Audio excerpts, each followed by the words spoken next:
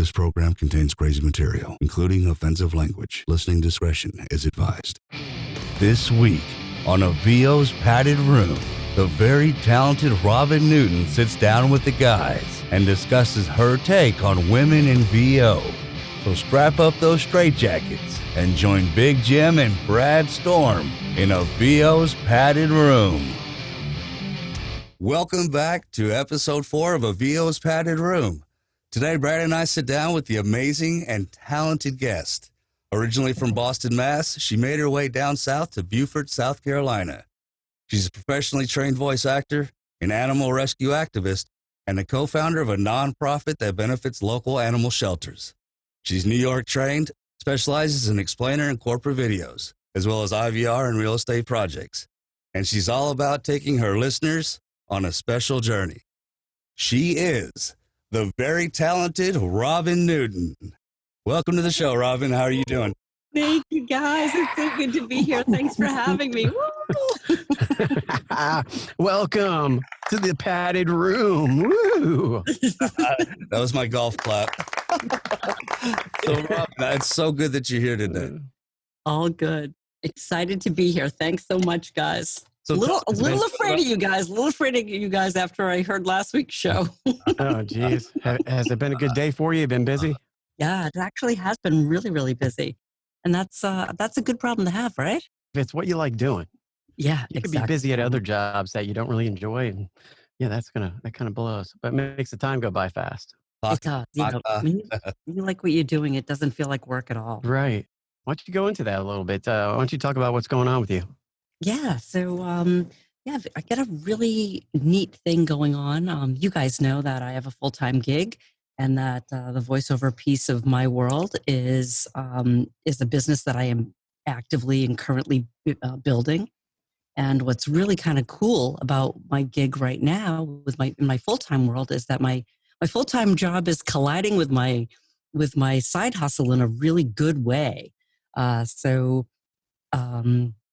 My company has approached me and asked me to do some videos for product promotions, and that has just really taken off. It's been just a lot of fun to work with the multimedia team, and we're having a blast. I'm having a blast. It's some live direct stuff that I've not really had a lot of experience in, and we're just having a good time and producing really, really high quality pieces of work that I'm like delighted to be able to showcase. It's cool stuff. Awesome. Now, is that you said your day job is a program manager? Or? Yes, I'm a program manager with RSA Security, which is the security division of Dell up until tomorrow morning when we transition to being a completely new company. We're being spun off from Dell. Oh, wow. And we're going to become a new company, and so there's a lot of exciting things happening for RSA, and I'm delighted to be part of it. Awesome. Now, RSA, I remember using RSA fobs. Is that the same? That's the same company, yes. When I was a network engineer in my past lifetime. Yep, fobs and a whole lot more. That's what most people know, though, right? That's what most people know. They change every damn 30 seconds or whatever. What's going to be the new name? No, I think the name is staying the name is staying the same. We will continue with RSA Security. We just won't have those ties to Dell Technologies. Now, I know a lot of listeners out there haven't experienced live direction. And you touched on that, right? So yes. I would like you to explain to people out there that have never experienced that before, maybe what they need to prepare for.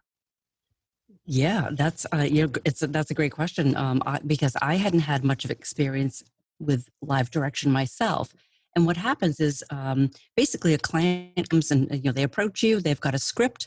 And what they want to make sure happens is that you read the script in the way that they kind of envision it being read. So we spend time, it's either on a Zoom call or use a tool called Source Connect. And there are a couple of other tools out there, of course, but that's Source Connect. Yep. So we're basically, even though we're remote, we're all in the quote unquote virtual room together. And we're listening to each other. I mean, I've got software running and my mic is on. They've got software running and they're recording. And we have a conversation. We talk a little bit about the tone and, what they're looking for specifically, and kind of the energy, the cadence, the volume. We just have a really nice conversation, and then we dig into the script. And it's a read. We can chunk it up, or I read through it the first time and just say, hey guys, what do you think? Am I on the right track? And am I saying the words the way that you want me to say them, and so forth? And they'll guide me. That's why it's called live direct. They're literally directors. They're just not in the same room with me, and it's really kind of a fun process. And we have some laughs. We do chunk it up. There's things that they're like, oh, I really loved what you did here, but I want some more energy there, or less emphasis, someplace else. So it's a process, and it can take a little time. But for example, a minute and a half live direct could take us. A minute and a half script could take us, 30 minutes, sometimes less. Wow. Now, is it only audio, or is there a video portion involved where you can actually see them face to face? Or I can see them face to face, but that's not what we're recording. We're only recording the audio. Oh, okay. Yep. Because generally, what I'm doing is I am recording a voice track that they're going to lay on top of a video. Right, absolutely. So there's an entire multimedia team that's going to put together that video. But I record, and then I'm generally responsible for all the production piece of it. So I clean up the audio, remove any clicks, breaths, things like that. Add some room noise. Yeah, a lot of producers don't want any of that. So you got pretty lucky on that. Well, I don't want to say lucky. I mean, a lot of producers take it over, and they do what they do. They do, and some do, some don't. I mean, some really appreciate that. Saves them time. I hand over some pretty clean material, and if they do have to do something, they might add some time. But it's been a really fun experience, and I've it's really let me. It's exposed me to people that I would never been exposed to before, and we're just having a lot of fun. And they trust me, which is awesome. They've come back to me. Now I have repeat business. Were you nervous the first time you went live direct? Yeah. Absolutely. That's what a lot of people worry about as well.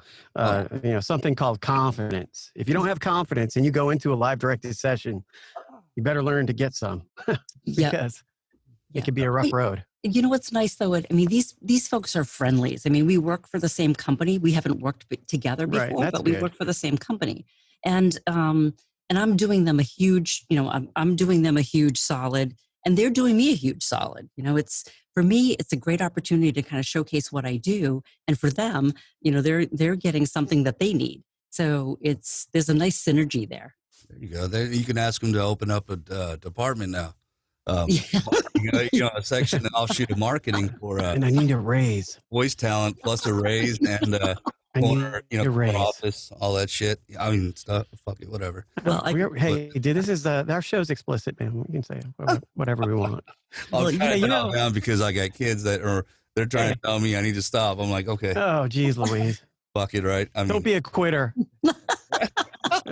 Right, Robyn. You mentioned last week in our mastermind class that you spent some time in California. Correct. Yes, I did mention that. Okay. I want to go back to the California groove. Did you run into any experiences over there that maybe made you realize that your voice was unique, and it was something that maybe you wanted to pursue here down the road when you were at that stage of your life? No, not at that stage of my life. That was not what I was doing in California. Oh man, I'd like to hear a story. That was a different life, Brad.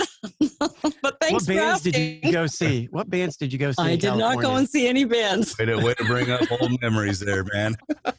No, that's really where I learned some other things. It wasn't really about bands. I was like, how did you belly? I needed a damn good laugh today too. I think I was a throwback. I think I was born, I definitely was born in a different time. I really should have been a child of the 60s. Man, I feel the same way sometimes. I should have been doing the peace signs with the long hair and hanging out not listening to the 80s child. Man, it was so fun growing up in the 80s were cool. 80, you know, the 80s were cool. A lot of, you know, what, Flock of Seagulls and Duran Duran and all that good stuff. Yeah. So, and I was definitely like a Janis Joplin chick. Oh, yeah. Yeah, I like Janis Joplin. Okay, so, well, we go back. We took the flight from California and we went back to New York. So maybe we'll go to New York and talk about creating your first demo and getting some professional coaching.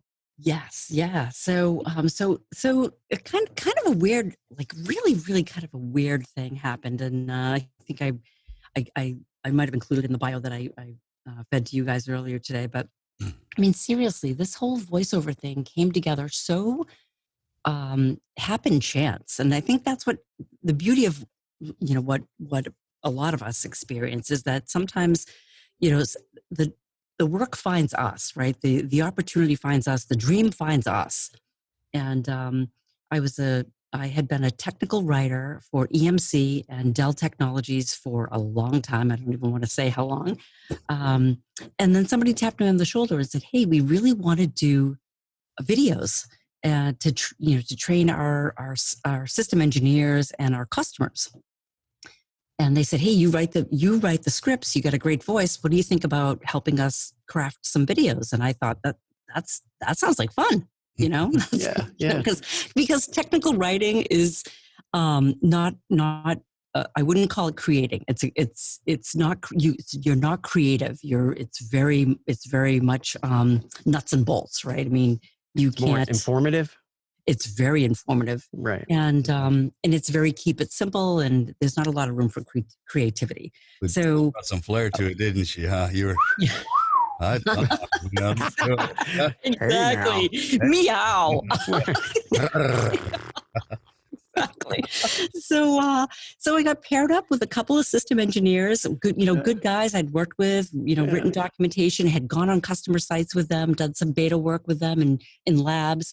And we just started cranking out scripts and videos, and everybody loved them. And the bug bit me. And that was it. I mean, I was just hooked on VO. I really was. I was like, oh my God, I want to do this for a living. And let me ask you something real quick. Yeah. What DAW were you using at that time?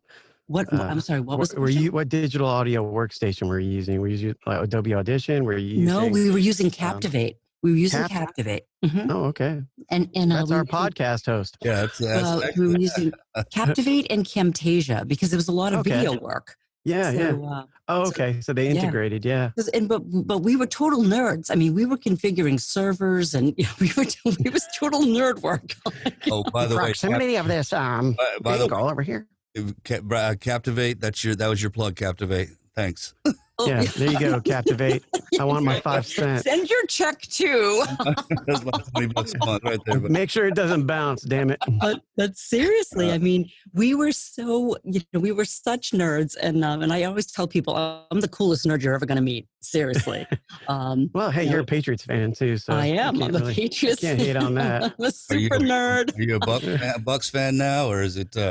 No. He goes, huh? No. But a true Patriots fan doesn't change their colors. That's right. Yeah. That's right. Tried and true. We've been there. And when you come from Massachusetts, you get your Patriots, your Celts, your Bees, your Sox. Come on, guys.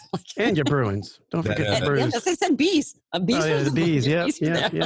Hey, I learned this word here. I said, that Bruins game last week was a wicked pisser. It was a wicked pisser. I mean, yeah, it's kind of like, I think it's like a oxymoron, right? It's like, the way I saw it on the video was, it's like kid a lot too. Good kid. Yeah, and it's like a Bostonian orgasm of words. It's a wicked pisser. It's bad and good. It's a wicked piss of a game. Yeah, I had a wicked pisser after the game too.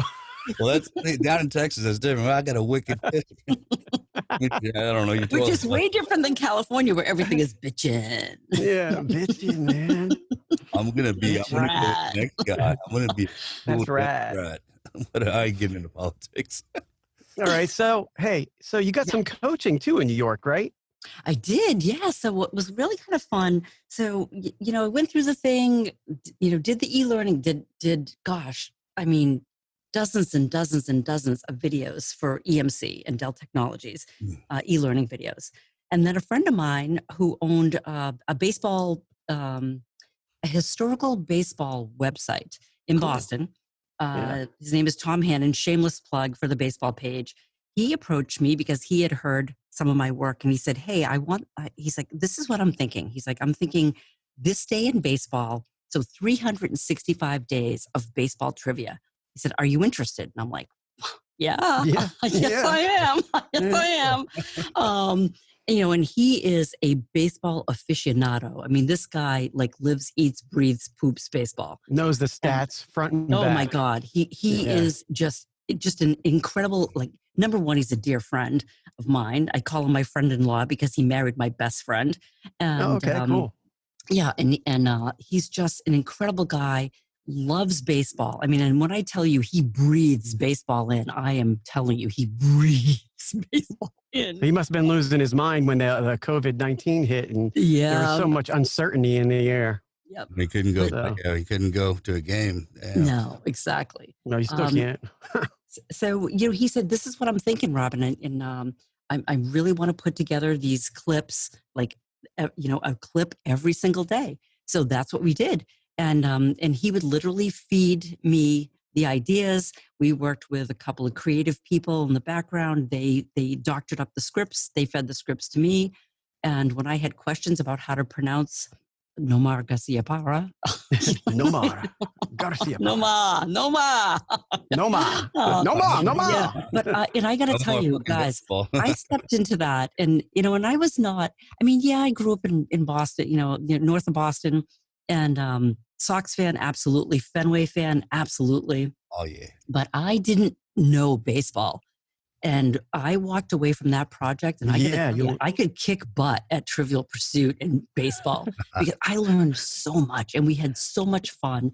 And, those were some of the best, that's some of the best work that I've done.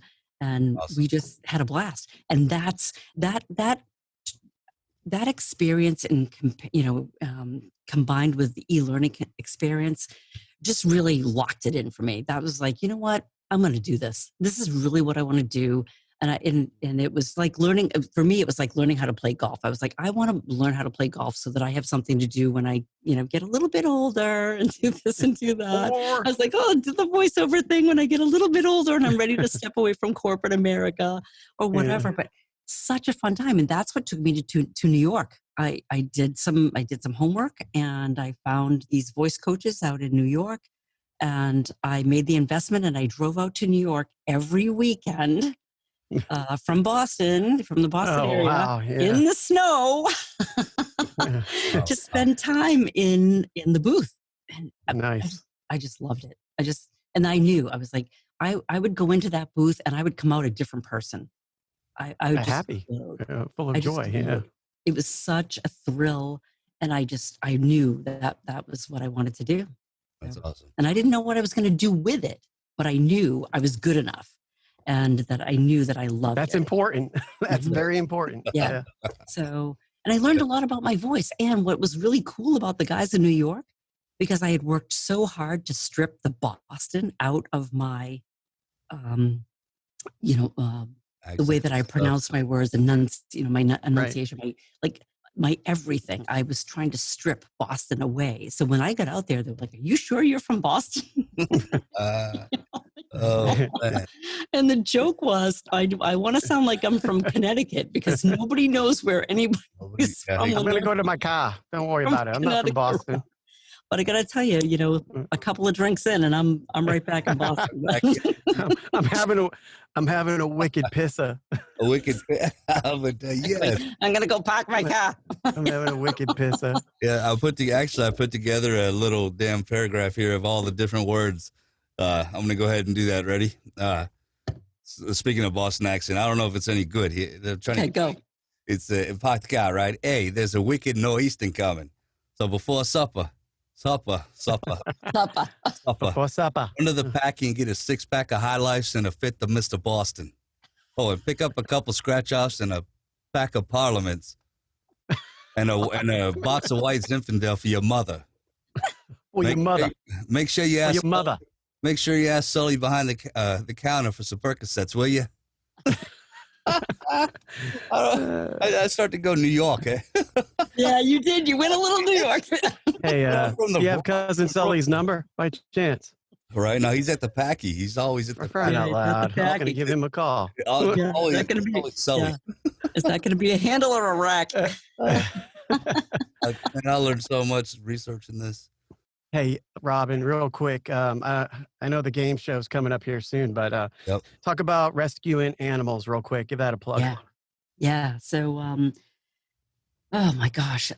Yeah, I don't want to get too deep here, but so yeah, I moved down to South Carolina 5 years ago, and my partner and I, we came here, and I don't know, we just started to see so much stuff online that was just really heartbreaking. And when I don't know, we'd always been dog people, and we'd rescued up north as well, but there was just seemed to be such a great need here, and it wasn't just a need for rescuing animals that needed to be rescued. It was a need from the shelter's perspective, like what the shelters needed. They needed things like bleach and, not only dog food and cat food, but, cleaning products and towels and sheets and bedding and, just things that you would never think about. So we decided to get involved, and we actually founded, it was a Facebook, a very organic Facebook beginning. We just put out a call to action in our community, and just said, hey, we really want to do something for the shelters. There's a lot of need. Here's the shelter's wish lists. And, we will come to your house and, pick up anything that you have, no matter how small. I mean, dishcloths, paper towels, dog food, leashes, bowls, whatever you have that you're not using. And it has turned into, I think we started that 3 years ago. We are now nearly 800 members strong. Now we are able to donate to not one, but 3 shelters. And we collect 365 days a year. We go out, if someone calls us and says, I've got this, we will pick it up. We have a collection center in the garage here in my house. It's huge boxes full of stuff. That is awesome. What about Renegade Rescue? Do you work with them too? Renegade Rescue? Nope. It's Palmetto Animal League. It's the Beaufort, Hilton Head Shelter, and it's Lovable Paws over in Hardyville. Oh. What does that sound mean? I gotta go. It's time for a Vio's Padded Improv. That's right. We have Robyn with us, and she's going to do some of Bart Simpson's famous blackboard sayings. Are you ready for it? In a seductive voice for us. So without further ado, here is Robyn doing Bart Simpson's famous blackboard sayings. Take it away, Robyn. You have a cow, man. Woo! You guys are brutal. All right. All right. I'm just going to read through this to myself for a moment. While you're doing that, I can tell you too, after you do it in a sexy voice, then you can do it in a normal read as well. But why would I want to? Or you could do it as Marge Simpson. Oh, hell no. Do the rest of the show like that. I'm just kidding. Will that be MasterCard or Visa? I need a credit card. Here's my trust fund. Need a credit card or a shower, one of the two, right? Credit card or a shower. Shower. Okay, all right, guys. All right, hold on. I'm gonna shut off my video because I might have to do something lewd over here to get in the mood. Okay, go ahead. This is a Zoom meeting. People.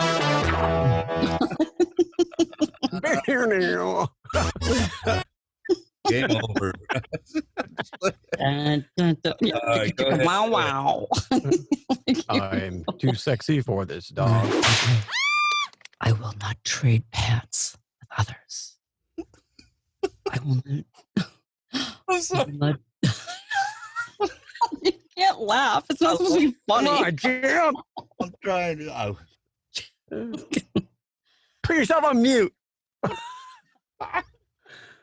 No, not you, Robyn. Me. She almost spit on the camera. Jim, go away.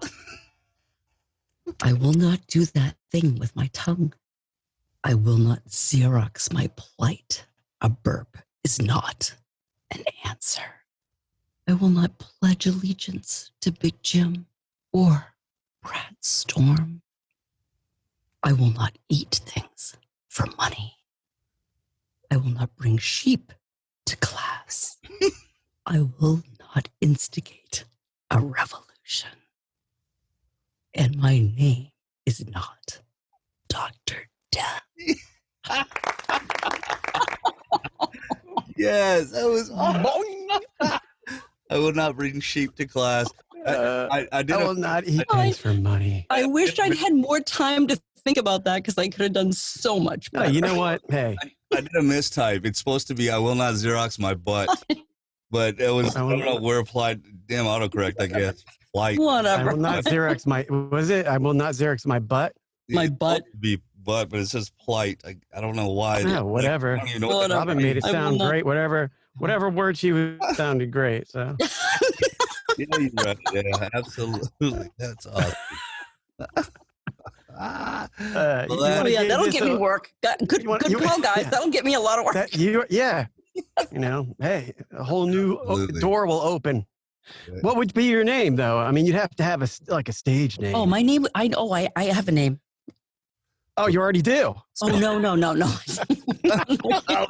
Wow. Okay. Let me go Google this real quick. I got to get on my keyboard here. Yeah, my name is Candy Pants. Hot and steamy, brought to you by Candy Pants. It was a hot, steamy night. Yes, it's pantylicious. Rocco D. Longshank. I love you a long time. Longshank? Yeah, Rocco D. Longshank. Yeah. Rock hard. Oh my God. Where is this show going? Right in the gutter. Right in the gutter. Let's bring it. Well, life's too damn serious all the time. We have a disclaimer that this is an adult show. Oh, yeah. This is not going anywhere on Nickelodeon or anything. So right. We're good. Nice, maybe. Exactly. Right next to Teen Mom on. There might be a certain company calling you up here, Robyn, here soon. They'll be like, well, I've actually had a number of requests from Voices 1, 2, 3 for erotica. Oh wow! Ooh. You know that's 80% of the work on. That'd be exciting to read to me. I don't know. My wife reads it all the time. I guess there's something I'm missing. Yeah. Your wife. You're missing your wife. Yeah. Hair, money. You don't want. Why don't you hang out with me anymore? I'm in my fantasy land. Get the hell out of here. You're missing 20 years. That's why she was in the bathroom. Well, you think about it. Everybody's home, right? Nobody's going out anywhere, so you might as well get busy by yourself. Lord. Whatever. Get down on it. Oh my! Get down on it. Hey, okay. Well, that was a great game show there, Robyn. No, thanks. We really enjoyed it. I'll probably. Whoa! Made me poop my pants. Anyway, now we're going to switch gears a little bit here. Oh, good. I'm glad. Oh, my goodness. And we're going to talk about, I'm going to ask you a question. Is there any challenges being a female in the voiceover industry at the moment? At the moment. You know what? Honestly, I don't think so. I honestly don't think so. So, all my research tells me, and I do quite a bit of research. I don't think that there is a challenge. I think it's exactly the opposite. I think right now there's a great amount of need for female voices. I think that there's a lot going on in the world. I think people are looking to hear from women. I think there's a lot happening. I think there's a lot of people that are really kind of concentrating on building brand. And oftentimes they're looking at who has the purchasing power. And guys, forgive me, and I hope I don't upset anybody, but women have never had so much buying power. And I know personally when I've bought not only a new motorcycle, and I've owned other motorcycles before, but I also bought a new car. Okay. Yeah. And when I walk into a dealership and the salesperson walks over to the guy that I'm there with and addresses them and doesn't address me, he's already lost the deal. I'm Right. walking away. In fact, it happened to me at a Mercedes dealership 2 years ago.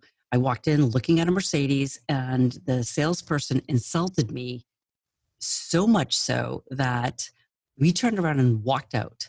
And we went to a restaurant right up the street. We had a little bit of a bite to eat, and my boyfriend at the time said, Rob, there's a BMW dealership right up the street. Why don't you just go test drive a BMW? Yeah. And we ended up doing that. We ended up test driving. Meanwhile, that guy lost his job over there because he treated you the way he did. Well, I know, and he was oblivious, though. He was absolutely oblivious. Yeah. And we walked into BMW. Salesperson came out, a woman salesperson, and she addressed both of us because she didn't know who was shopping for the car, which is brilliant because you address both people because you don't know who's shopping for the car. And she was a professional. Yep. I told her what I was looking for, told her that we had just come from Mercedes because I wanted her to know what I was looking at. And she pointed me to 2 different cars. We took 2 different cars out, and I ended up walking out that day with a 528i that I loved. And I could be a poster child for BMW, the way that they treated me, the car that I'm driving. I mean, I have just had an exceptional experience with BMW. And I seriously, my hand to God, every time I go in there for whatever, oil change, car wash, whatever they want to do with my car, I'm like, oh, pick me. Let me be your spokesperson because I love my car. And the same experience with Indian Motorcycle, which I had not had previously with another brand. So don't want to get into it, but what I'm trying to say is women have incredible purchase power. And what they're looking for is to be treated with respect. They're looking, they're looking to be part of the conversation. If you leave them out of the conversation, and I tell this to all of my clients, when you ignore the woman sitting at the table, you are leaving money on the table. And I do a lot, guys. I mean, I know some of us do a lot of audiobooks and really cool stuff that I don't personally do. And I would love to do. I just don't do that yet. Right. But I do a lot of advertising. So I work with a lot of clients that are selling product or service. And I tell them day in and day out, particularly those people that are in the trades, if you are leaving women out of the conversation, you are leaving huge dollars on the table. Absolutely. I agree. But then on the flip side, you've got those jackasses that are like, oh, women want to be equal, then they should be able to lift 400 pounds. Man, forget the fuck. Well, I mean, women, you know what? That's not what women do, though. I mean, no. And I'm referencing the jackasses that go to the complete other side of it when they hear, a woman saying that, hey, we want to be equal and all this. And so I don't know. It's just, it bothers me, guys like that. So I definitely understand what you're saying. And I agree. There's a lot of struggles going on in our society today. And, equality is something that should happen amongst everybody, every color, every gender. It doesn't matter. Love is a powerful thing. As long as you're loved and as long as you love others and treat them with kindness and respect. Right, it doesn't really matter about any of that. Ultimately, we all want to be loved to some degree. Absolutely. And you know what? We want to be loved. We want to be heard. We want to be respected. Respected, yeah. And I just, when I'm talking to clients, and I talk to a lot of clients, and a lot of them are trying to. I know this term is going to set people off, but a lot of clients are trying to feminize their brand. And when I say that, I don't mean paint everything pink, with polka dots and, Hello Kitty. That's not what I'm saying. I'm saying because I had someone very recently say, I can't make HVAC sexy. And she's right. She can't. but she owns the business and she understands that women are part of the decision-making process. What we're trying to do is build messaging that resonates with women, which is why when you ask me, what are the greatest challenges with women in voiceover today? I don't think that there are challenges. I think that there's plenty of room for all of us to succeed, men and women. And honestly, I think for a long time was very male dominated because, men sell cars, men sell tools, men sell, think about it, Lowe's, Home Depot, movie trailers. Right. Guys, you know how this works. Everybody wanted beer, big boy. Beer, tobacco. Right. That's what bourbon, Big Jim motorhomes. Exactly. That's changing. And I think it's because those companies are realizing that, like, hey, we need messaging that resonates with women. And women, what resonates with women is equality, fairness, it's inclusivity, right? It's inclusion, it's relatability. I love I watch the Super Bowl commercials like it's nobody business. I wish I wrote some of these Super Bowl. Since our team was in half of them, I was always stressed out during those times. So. There you go. Any way to plug the fact. Yeah, Patriots are in half of them. I'm always stressed out. I was like, man, when's this commercial going to be over? I'm a diehard Cowboys fan. I just got to shut my mouth for now. I'm telling you, there's great commercials out there. And, the Doritos, the Doritos commercials with the goat that's like, the